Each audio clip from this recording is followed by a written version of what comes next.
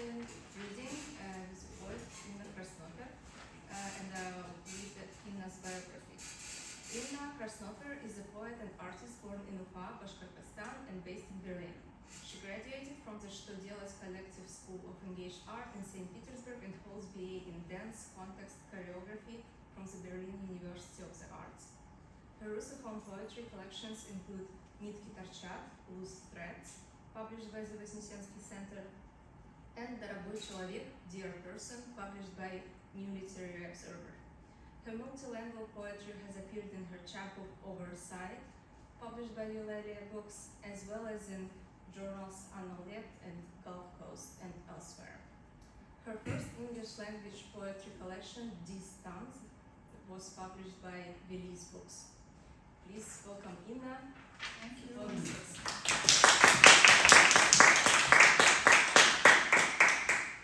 Thank you, Yulia. Thank you for coming. You really spread those weeks. So I'll tell a bit about my poetry and read it, and then we'll have a discussion.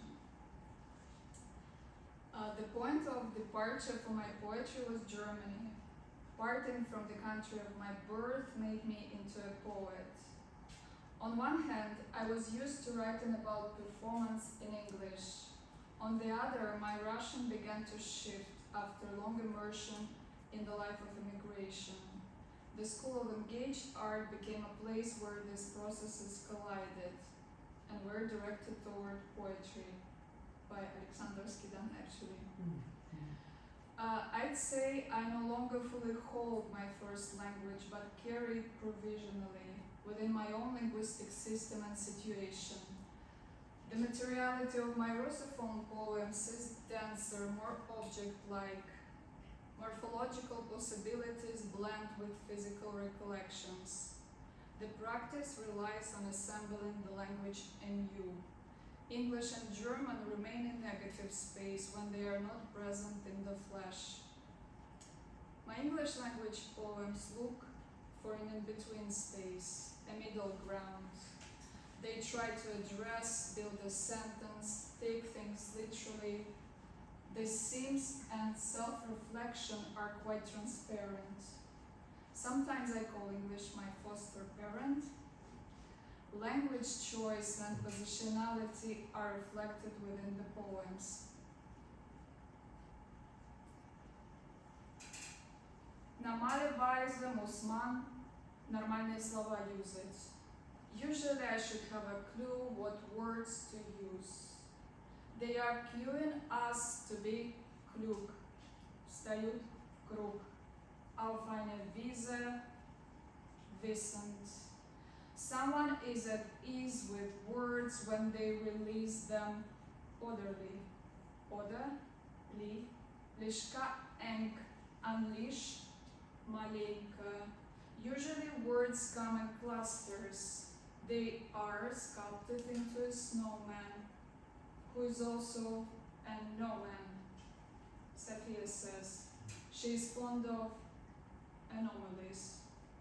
A form of a norm is enormous, then a mouse runs by. Usually I get lemons or the limits of words prone to imitation. Normally, I have to correct. Usually I need to come up with more ordinary speech.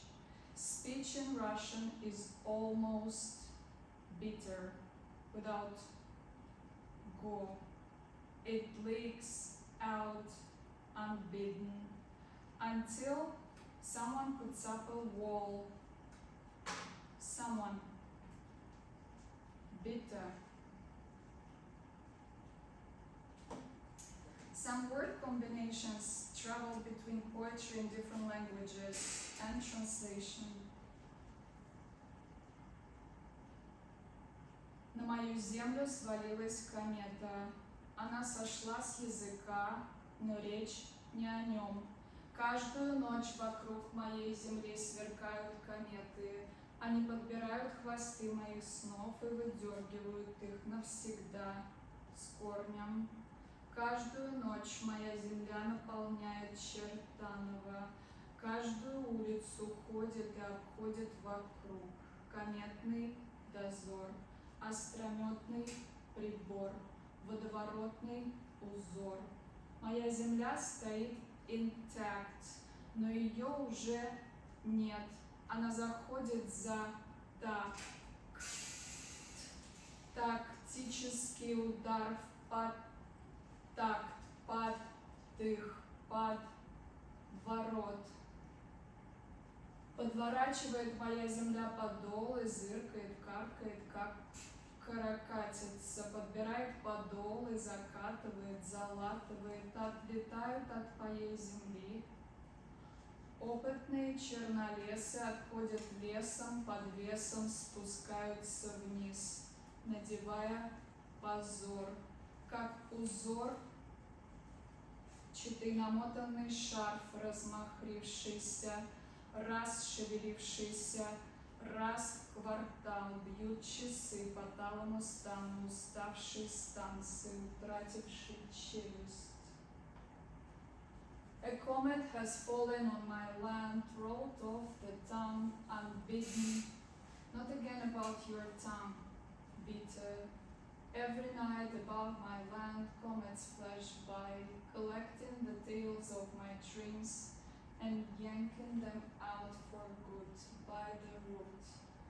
Every night my land fills out the district of Chertanova, walking, stalking every street. The comet watch spins folk widget purple pattern. My land stands intact, insinuating the facts between the letters.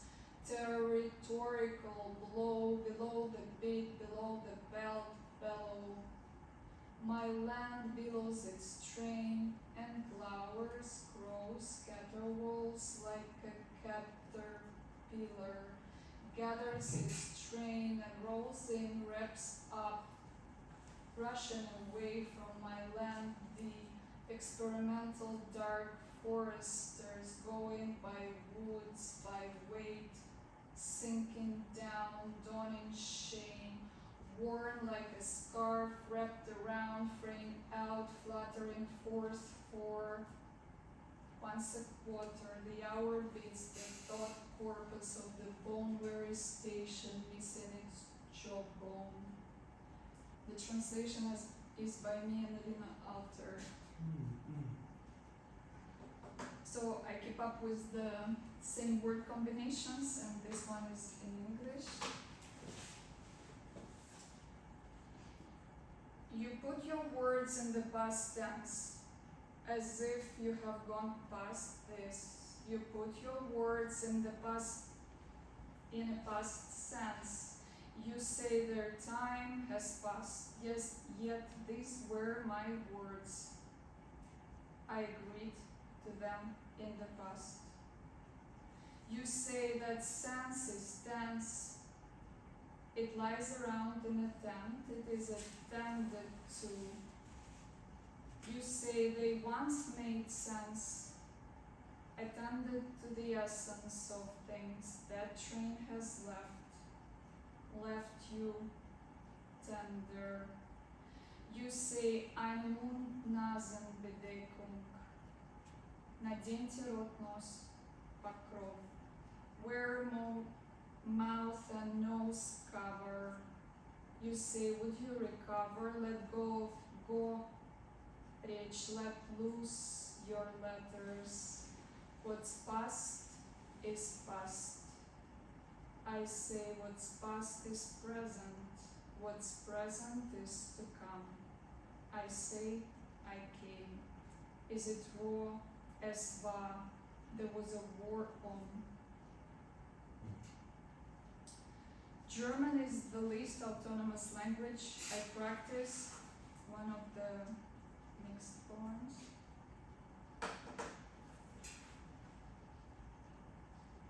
Macht es Sinn? Does it make sense? Это делает смысл? What should be done for it to make sense? Es macht keinen Sinn, ins Russisch zu übersetzen. Es macht Sinn, на другой стул пересесть. Es macht Sinn, придать смысл. Es macht Sinn передать другому. Es macht Sinn ein Ohr offen zu halten. Es macht Sinn zu veröffentlichen.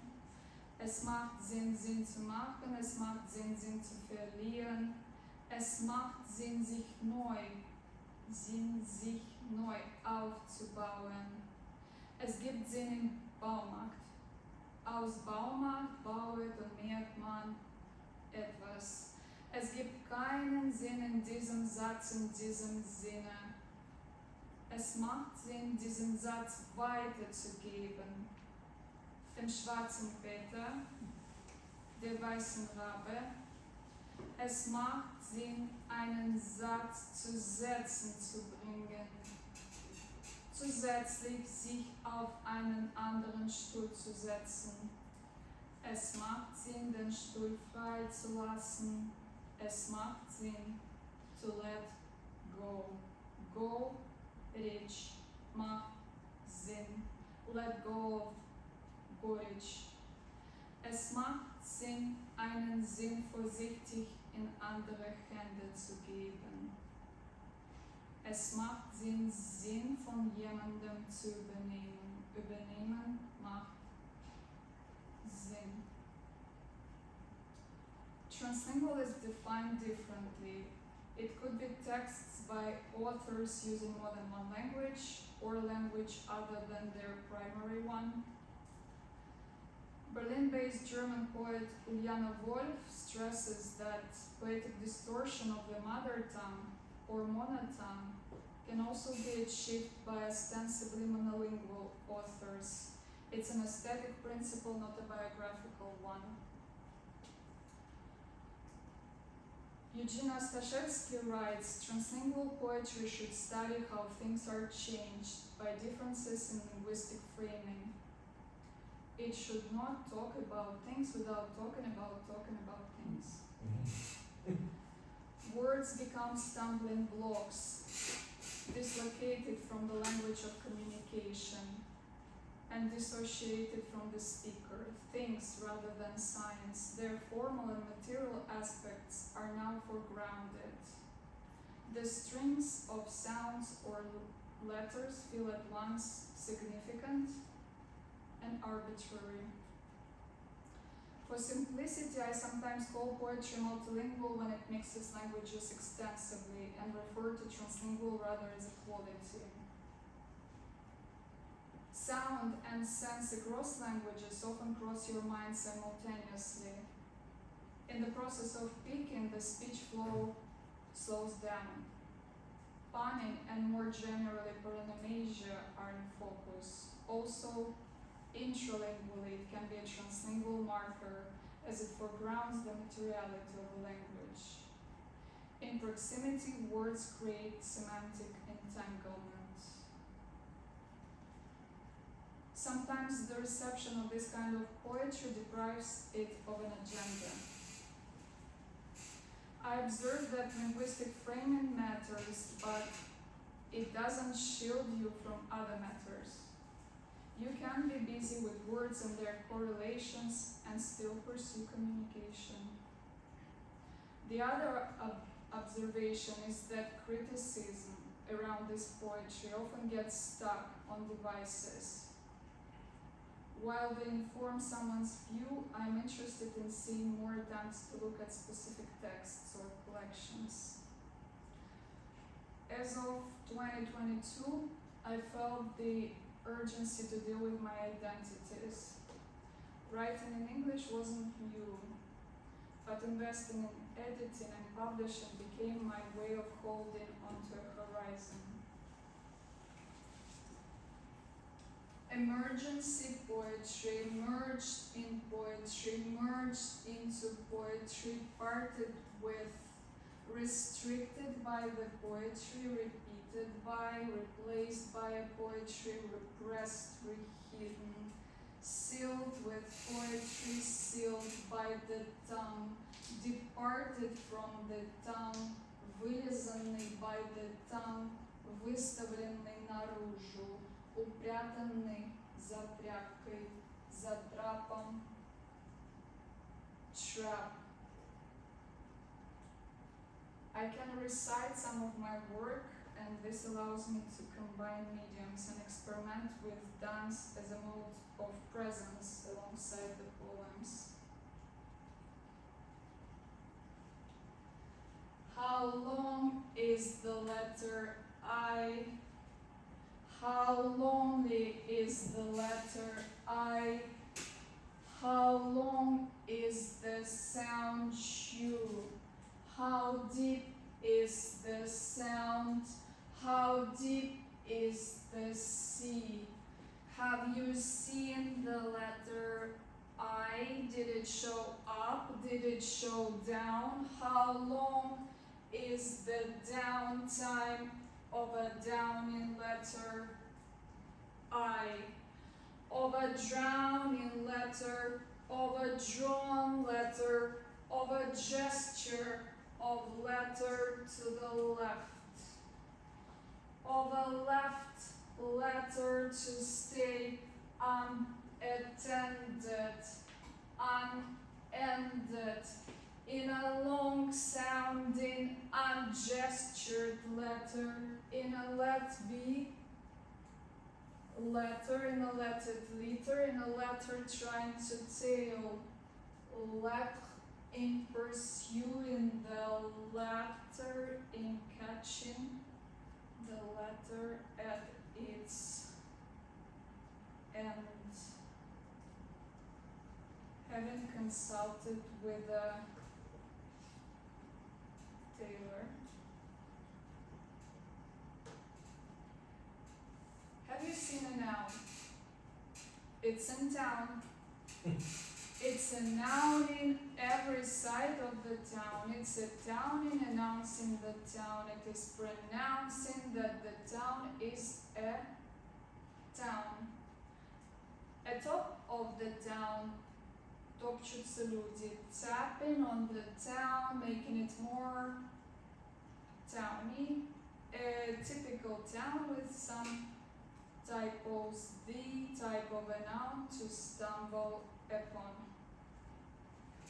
and go down, uptown. On top of that, is the town also the place of a swamp? If you want to swim around, come visit a liquidy town, liquidating all the angles about town. The town could at least have some bumps. A town can't have too many stumps, but on the other hand, a stump was once a tree. At least this poem will not be getting into print. Its noun and no noun are not remarkable.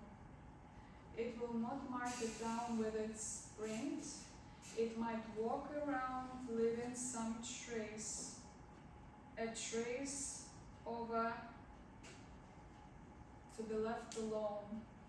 Let us think on a clear day, sitting down on stump and stone. The final lines are from Alexander Vedensky poem, An Invitation for Me to Think, translated by Matvey Yankelevich. A substantial part of my poems in Russian isn't translatable. This complication and translational equivalence constitute another trait of translingual work. Кто ты царь, гражданин? Кто ты царь, горожанин? Кто ты перегорожанин? Кто ты переорганизм? Кто ты перегородил? Где ты перенагородил? Где твой перегородок? Где твой раз наворожил? Где твой рожа, горожанин? Где твое лицо? Где твое отвесное? Где твое навесное? Где твое ушастое грустное лицо? Цоколя лицо, циркуля лицо, отконцовано лицо об лицо, но от обливиан лицо, от отливня, от отлитого лица, от пролитого, от влитого вставлено в ленность на оси лицо, на оси ось мёркой мерой вымыто лицо, вы метиномет, вы травлено травкой, вы ставлено ставкой.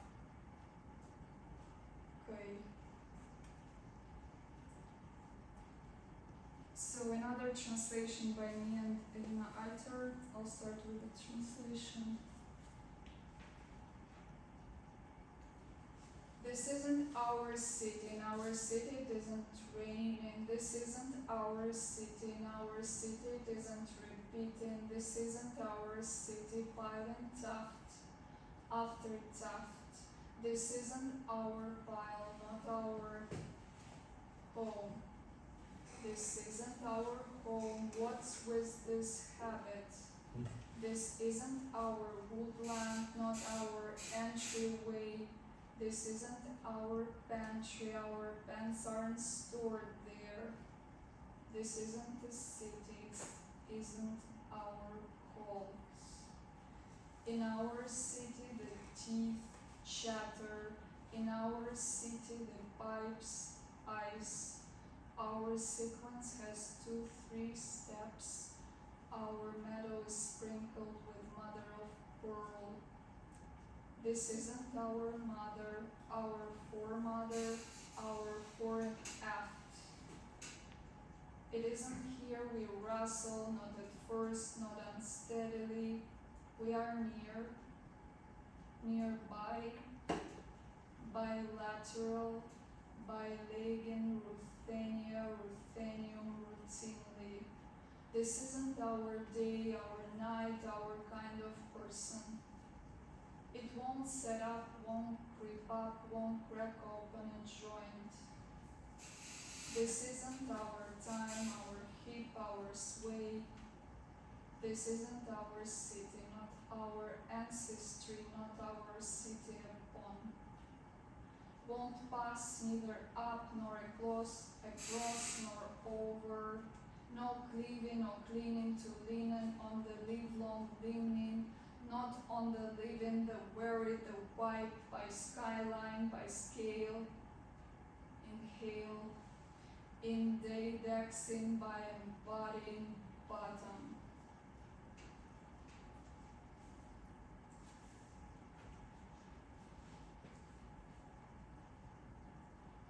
Это не наш город, в нашем городе не идет дождь. Это не наш город, в нашем городе не повторяется.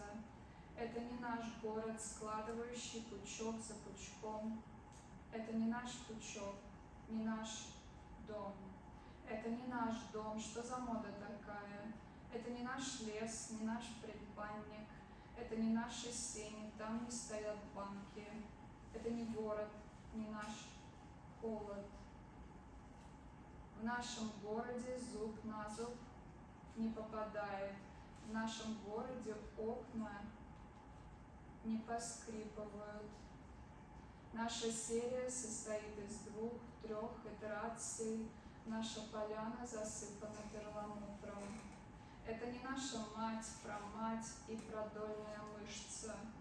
Мы шелестим не здесь, не сперва и не прервано. Мы рядом, рядышком, в рядовом порядке, rooted в рутине, ртутно рутиной. Это не наш день, не наша ночь, не наш человек. Это не подкладывает, не подкрадывается, не приоткрывает сустав. Это не наше время, не наше бедро, не наш взмах. Это не город, не род, не выше город, не выйдет, не ввысь, не в плоскость, не в ширину. Это не льну, не по льну, не по жившему жну, не по живущему, выжатому, вытертому, по гну, по градации грудному, по день, по длина, тель, дающему дну. So some of my translation try to include multilinguality also.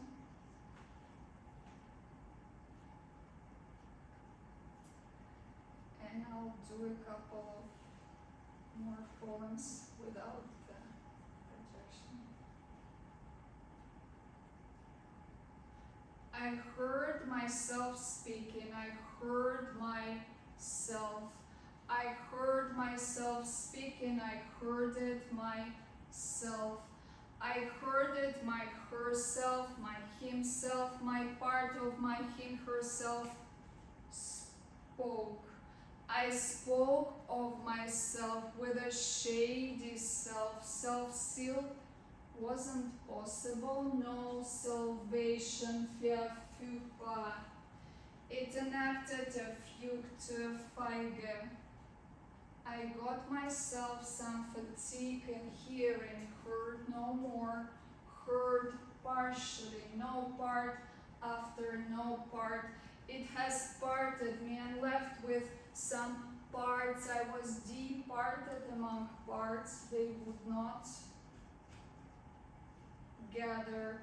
They would build a wooden wood with no forest there. I would not hear myself. I could not have heard. I could have heard the hearing alone. Who would have heard, repeat after me, who would have passed by the outpost, who would have posted a brief out there after hearing something left out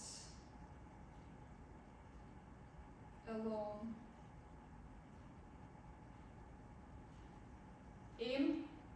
Voraus, impact, implication. I am implied in this implication, in this намерение, намера, пресечение, сечь. Приближение, прибавление, to come, to coming, to welcoming. Too much of a well one can hear in a well, its borders are welcoming the sound. Sound bounces back, backlash, backstage, backstagnieren. To stash in a stock, squish oneself in a stock, stack onto, accumulate, акупунктур, аккумулятор, зарядка, зарядом, за, here, glance.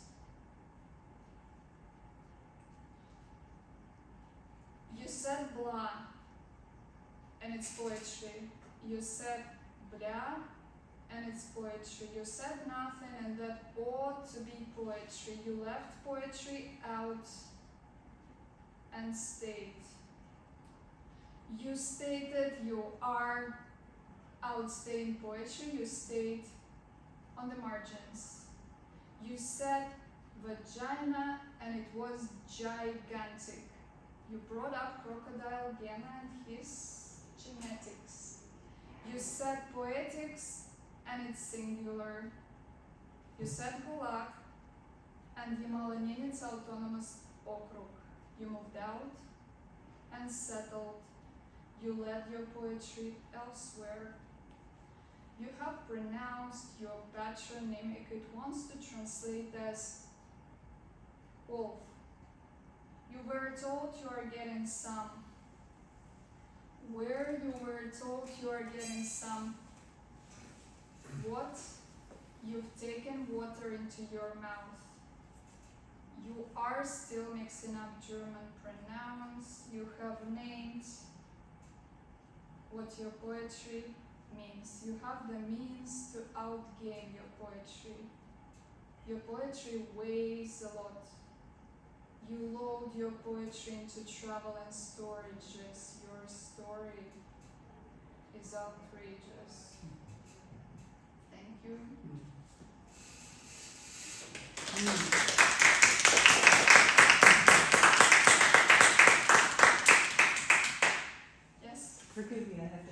question. Yes. It seemed to me that anybody translating your poetry would be provoked into writing their own poetry. Yeah. By doing that, have you had people translate it besides working with Yulia? So we translated a couple of poems with Eugene also. I usually try to work with the translators. Not that I cannot give up the control, but somehow I feel. Gina is very stubborn. So I think I prefer like to work in collaboration. Into German, I might also try to translate it a little bit, but I would rely more on the translator than I do in English. In English, I still feel I can take part. Yeah, but I'm curious if somebody would come up with like a translation that they would need me. It's also interesting. Let's sit more equal. And yeah, if you wanna, like, I could pass my books if you wanna see.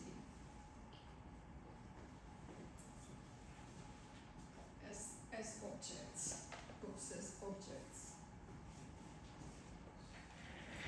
Maybe to follow up on Sidon's question.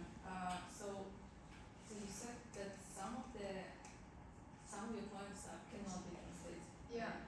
And this is, as you were talking about this, I thought how, well, for a poet, this could be viewed as a certain sacrifice in a way, because, well, every poet probably, or most of the poets want their poetry to be translated.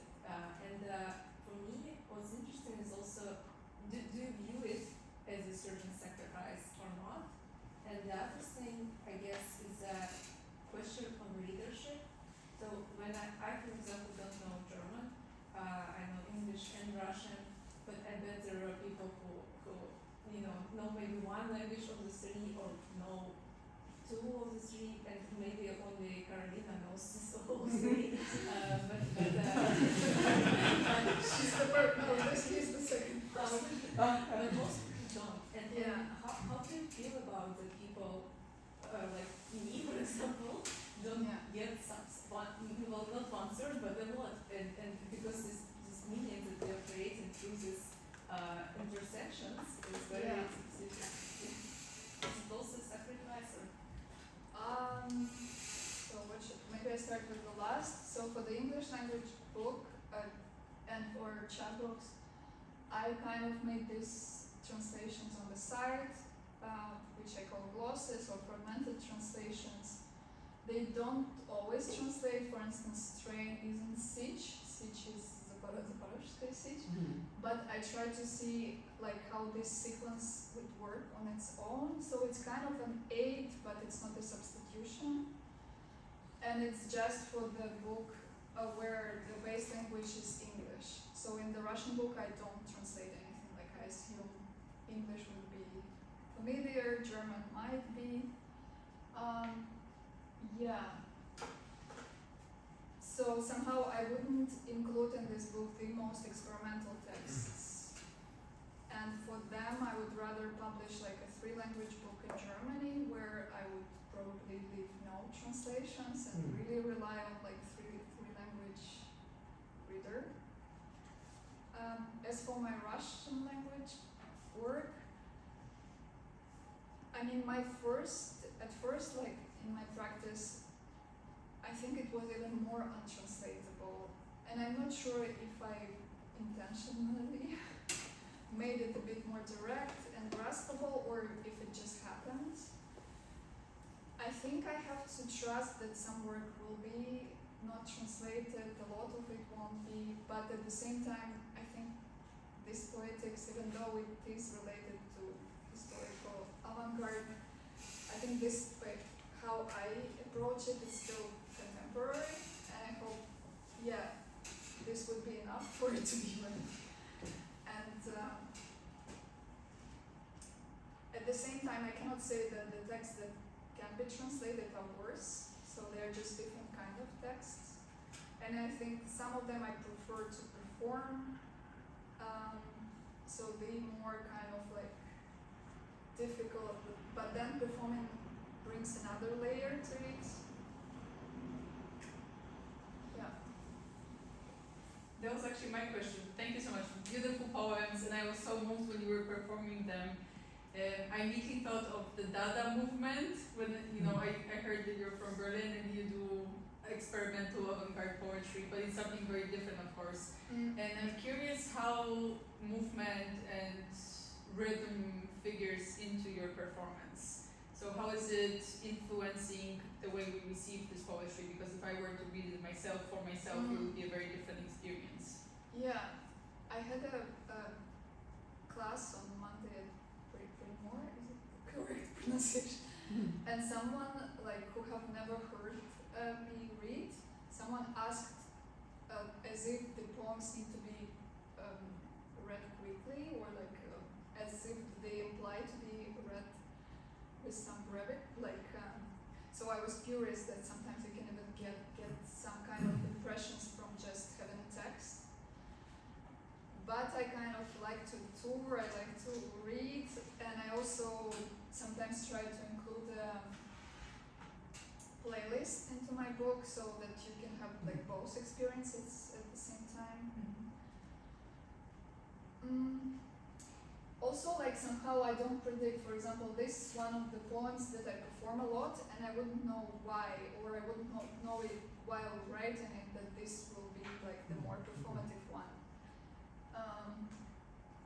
And I also started doing that like 3 years ago, not from the beginning. So I kind of just like put my two backgrounds together and see what does it create.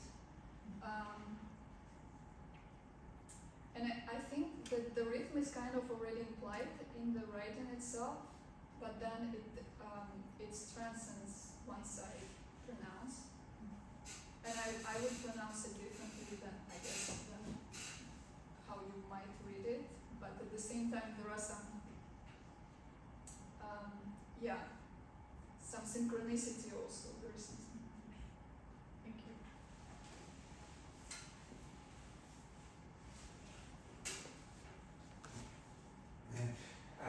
Thank you so much for this performance, and I was just wondering. So throughout your poetry, you speak quite often of languages coexisting, right, affecting each other, maybe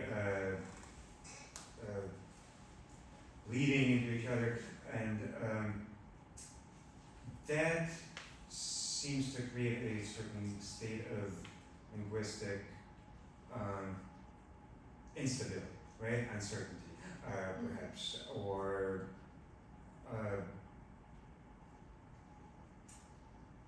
and I understand how your poetry deals with these uncertainties and with these more specifically possibilities of perhaps adverse things, perhaps possibilities of error, possibility of mistake, misunderstanding, misreading, so on. So I understand how it deals with it as a topic, as a theme, but is there any room in your process, in your technique for mistake as a device, perhaps, right?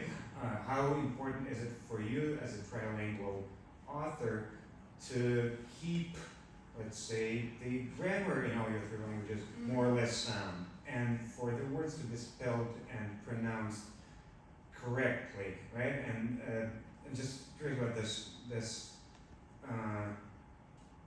chance of perhaps messing something up and seeing it as a risk and or as an opportunity, right? So could you say more about this? Yeah. I allow myself to edit more in English than, or I think my work in English needs more editing, generally. And then I try to see how the mistake or some kind of like their own formulation, if it serves the text, or if I should rather adapt it to a more normative way, or sometimes even with the switch of languages, I'm also trying to see if all the switches are justified, or if it's just my limitation speaking that that I have to switch actually. And usually it's like the sound that kind of rhymes over or reigns over these decisions. Misspellings. So in Russian I can have more not more.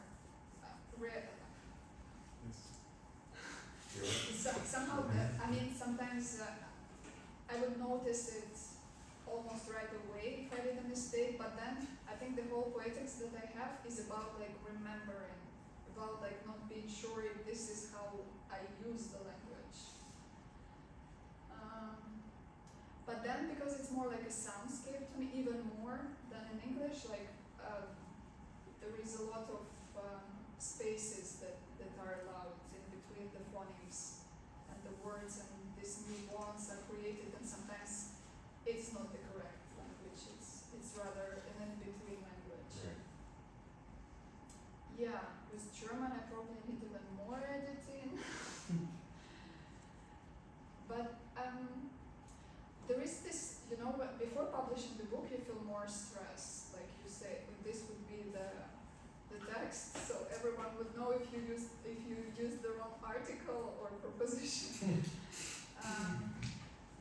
So sometimes I try to discuss it with somebody, like a more English language poet. But you've had the wrong gender with some of the Russian possessives. Yeah. But that's okay because you know. I know, and it's intentional. I was trying to kind of, because Russian is not is gendered, so you always know. And when you try to dismatch, then you create more flexibility, or you can use. Why am I talking intelligently? Or you can use like the plural form for the verb, and then you don't know if it's a she or he. Yeah.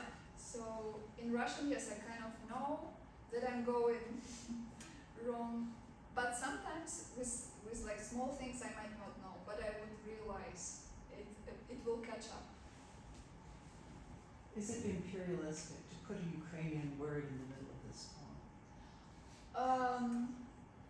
I think because it's the place, I don't feel I'm изучение сич.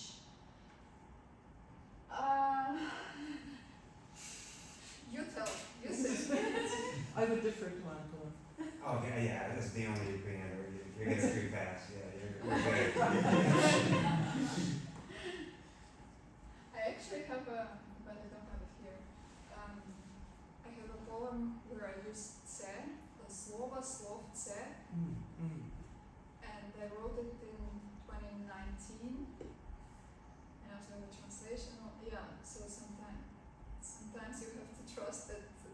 And I wrote it also after I visited Kiev, so it's not like it didn't come out of nowhere.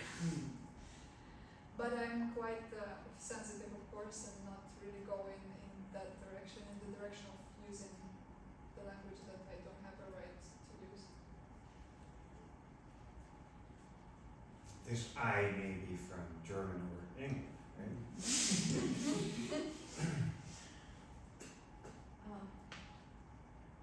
Yeah, I also, just on the subject of this kind of coincidences, intersections between languages, do you sometimes, and when I speak Russian and English, and sometimes something sounds, and I know also French, and then there is some word and it reminds me of this other word, and it can be a false cognate, for example, like so that it's not what somehow it was like the same root in the past, but then in the two languages it diverged.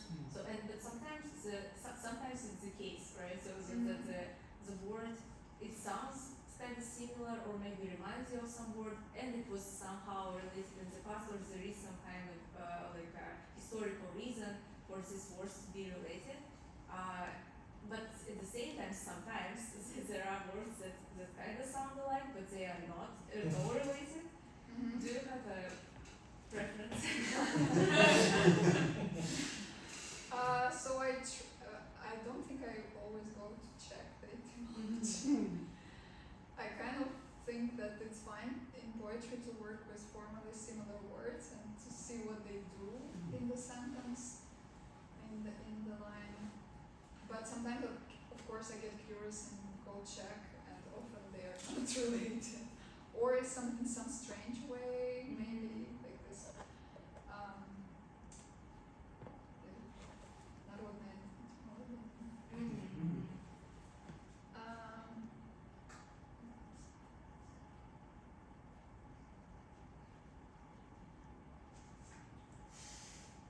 Also, I have another question if no one wants to ask. It was connected to what Carolina was asking about the movement, and at some point when you had this slide with I think it was from the oversight chapbook where is the colorful ones. It's not, it's just actually only published online so far, but oversight is more of those. I thought that and you when you demonstrated this slide you talked about mediums and you said something about using different mediums, and I was interested in this word because some people would say that dance is also a language, for example, or visuality is also language. Yeah. So, and is there for you a distinction between language and medium? And if so, how do you distinguish if you do? You mean language as we know it? Language that you work with. there are three. I don't know because at some point you, for example, you remove the text from the Yeah. So there is a certain, I can see that there is an attention to medium Yeah. in your work, and I wonder if you consider, for example, movement as a language or as a medium, or is it both? Yeah, sometimes I try to like think of a dance or movement as like another one language, but I don't think it truly is. I mean, it's a different mode of presence. So I think I would rather consider the whole thing of me reading as like one thing with different but with the intersection of different mediums. And that's why I know that you get attached to the screen, and then if I remove the text, like you are more into my body. And sometimes I don't have any projection, and I think this probably might be the most successful readings because then it's really about the space and much more about the moment of communication. So maybe like my main medium is communication, I could say, and then the language and the movement are the means. Also, I like that the text is set and everything else is open. But are your movements a text or no? Do you repeat them or you do them? I'm from contemporary dance, but there we don't usually fix movement. A score, maybe a state, an attitude, an action, but not so much the movement. The movement is really just like the mode of being. I think I'm used to that kind of real-time composition. You addressed this a little bit when you introduced your reading, but I wonder, are you finding that you continue to write in Russian with some foreign words, or are you really moving into a completely multilingual, translingual? Yeah. No, I try to insist that I'm still also a Russian language poet, though sometimes it's not easy. Some people would forget, and for them it's more convenient to think of me as an English language. Even though at first they wouldn't believe I was an English. So it's really complex. But like also I published the second book in 24, and like I really felt I need a second book so that people know I didn't give up. And now I'm thinking about the books of translations, also to kind of like just keep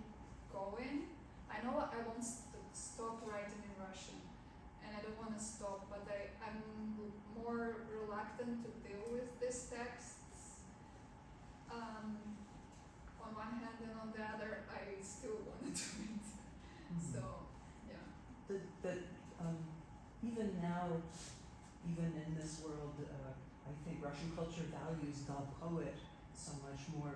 I wonder, would you be giving something up if you only use Russian words in a multilingual context? Would you be moving away from what people expect of a Russian poet? Yeah, this might be true, yes. You mean that Russian language poets don't Well, usually more work? for the readers. Would readers perceive you as departing, abandoning, Mhm. not supporting, maybe? I mean, in your opinion, obviously you don't know what. Can you say more? Because I'm not sure. I'm interested in the phenomenon of a Russian poet feeling duty bound to write about certain things or to continue to write. I think of Akhmatova under Stalin, Mm. you know, burning the little not very good poem over the candle, but she's still writing, damn it, and she got her friend to memorize it and therefore hasn't given up, which is a very different kind of giving up than moving to Italy and only writing in Italian or something Yeah. lovely I like understand. that.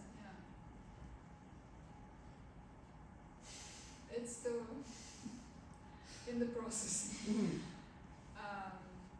But I do have difficulties to think of myself as a Russian language poet among Russian language poets as well. Mhm. I feel I'm really like located in Germany.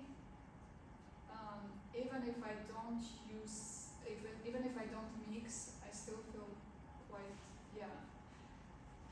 But I also got some support from the communities inside Russia, and both of my books came out there. So yeah, I think we are all now in a really like strange feelings about continuing.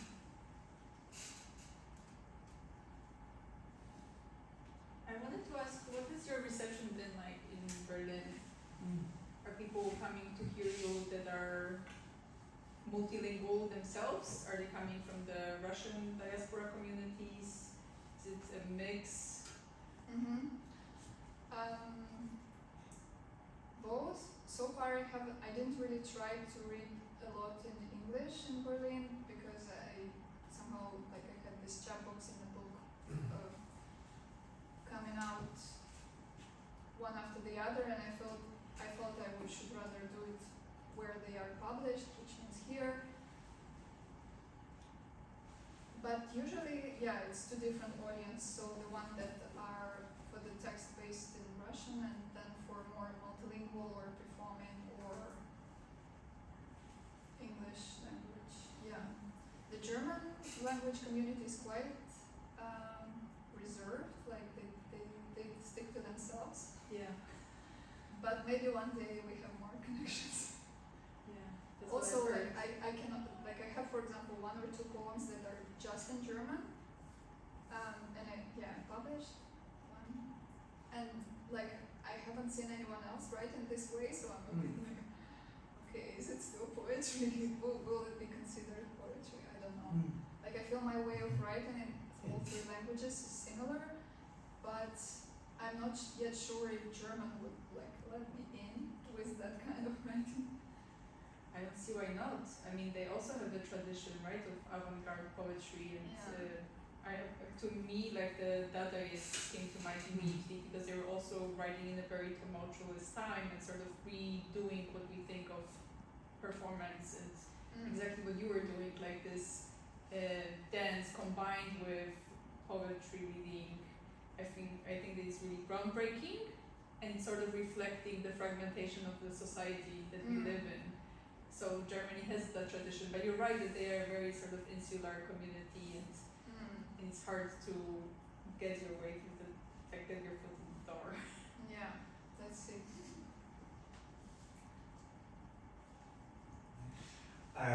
Another question about German, which I'm sure you have heard before, but we haven't been to any of your reading. So, German seems to be of all the three languages, it's the one you are least fluent in, right? So it's, wait, which one was the foster parent? Was it English or? English. English, okay, so if English is a foster parent, then German is, well, yeah. Stepmother, right? Or some Landlord. distant related. So I'm just curious how this dynamic plays out between German being on the one hand the least hospitable, the least comfortable language, and therefore the most limiting one, probably, right? But at the same time, right, it also may or may not be the least, the most liberating, right? In that it does not really tie you down as much with the semantics and leaving more room for the phonetics, right? So, can you please say more about this this relationship with German as a place of perhaps productive discomfort? And to follow up on that, maybe a silly question, maybe not so much, but have you ever been at all tempted to include some bits and pieces of a language that you do not speak? Wouldn't it be then sort of kind of platonic again, right? The purest, the most phonetic, the least comprehensible, and therefore maybe the most plastic material for you. Yeah. Well, the stepmother would be true because it's a language of my immigration. So it means that the most stress I might have actually is with German, not with English. At the same time, I like how it is related to Russian, so it also has prefixes, and there you also separate prefixes and you can move them around. The thing that I'm doing in Russian against the grammatics actually. But I'm interested about your suggestion of like trying to liberate, like this liberating into the phonetics or into the less knowing. There is a French letter, Yeah. a French word Yeah. up there. I don't know if it's. There is a bit speaking of French. Portuguese because I Mhm. lived in Lisbon, but very little French. I try not to have another Slavic just because I feel I don't want to break myself. I mean, I'm not a scholar, so I don't want to deal with two Slavic languages. It was my decision. I don't think I would be able though. I think I would really need to learn more German to kind of like test the grounds. Mhm. Also, it does allow some separations. It's usually long words, and yeah, it's an interesting language. I just have to kind of like have more, be more consistent to work with it. Also, I felt like with English, my way into publishing was quite quick, and this liberated me from being a Russian language poet. Like to have two identities, it's already it supports you much more. And yeah, English was just so available. And I'm also curious how it functions and how much it is actually like trying to touch someone else. That it is so direct and so kind of this in between.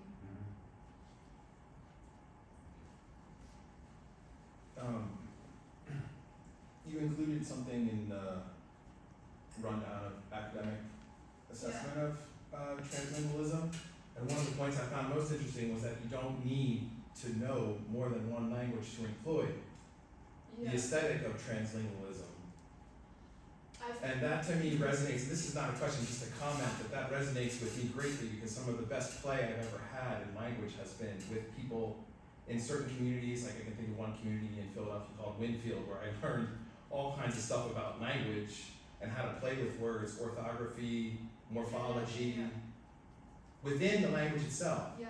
I mean, granted, differences in dialect, but language proper one. So I thought that was very interesting. I find that to be fascinating. This was also Ostashevsky writes a lot that even when you stay within bounds of the same language and you like keep playing with formally similar words, you are also transnatal. At the same time, like also what Juliana says, she's not meaning you don't know other languages, she's meaning like you can stay with German, but it will be influenced by other like language contact zone, that then it also gets translingual because, for example, I think she injects words in German with English